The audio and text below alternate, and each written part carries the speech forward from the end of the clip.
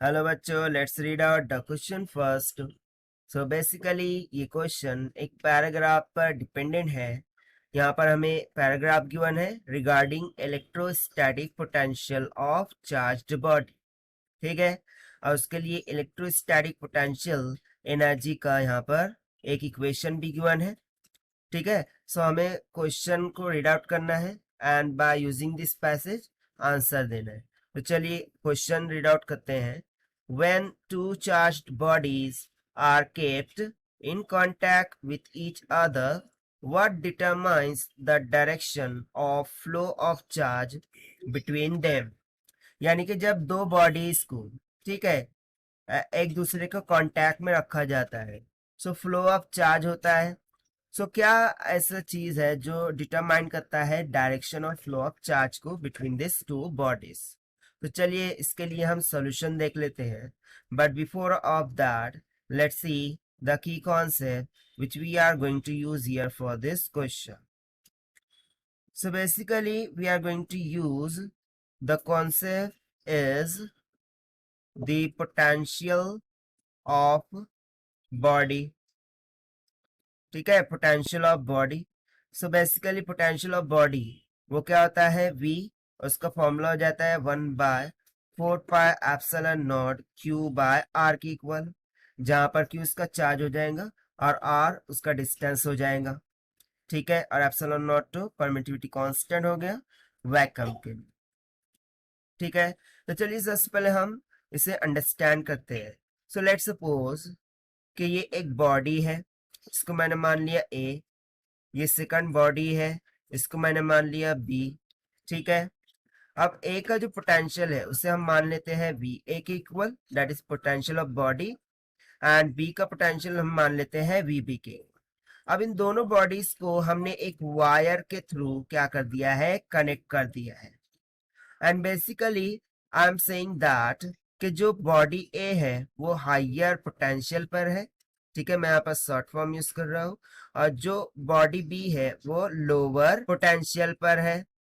ठीक है, सो जब हम इन दोनों बॉडीज को कनेक्ट करेंगे, so due to improper balancing in between this two charges, जो हायर पोटेंशियल पर है बॉडी, वहां से चार्ज का फ्लो होगा towards the body which is at lower potential.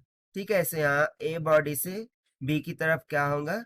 Charges का फ्लो होगा, और ये चार्जेस का फ्लो तब तक जारी रहेगा जब तक के charges of body A charges of body B के इक्वल ना हो जाए। ठीक है, और जब ये इक्वल हो जाएगा उसे हम इक्विलिब्रियम कंडीशन बोलेंगे।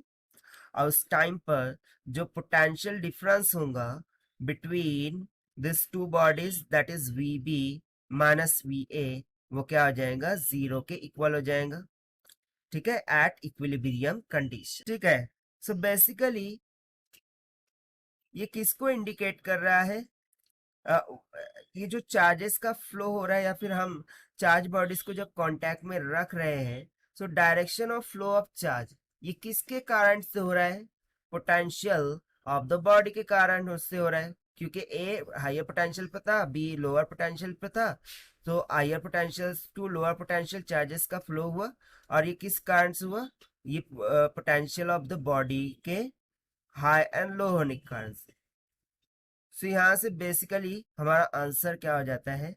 Therefore this is because of potential of the body, and also you can see that into the passage. देखिए यहाँ पर गिवन भी है, it determines the direction of flow of charge between two charged bodies placed in contact with each other.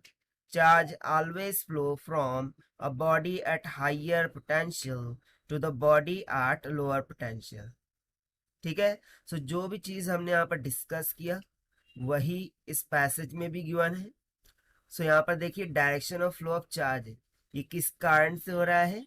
Potential of the bodies के कारण से हो रहा है। और वही यहाँ पर हमें क्या करना था, बताना था throughout the question. And this we have found by using the simple concept of potential of the body. Now let us check the option. So option C, that is potential of the body, will become correct answer for this question. So this is the required solution. I hope you understood it well. Best of luck. Thank you.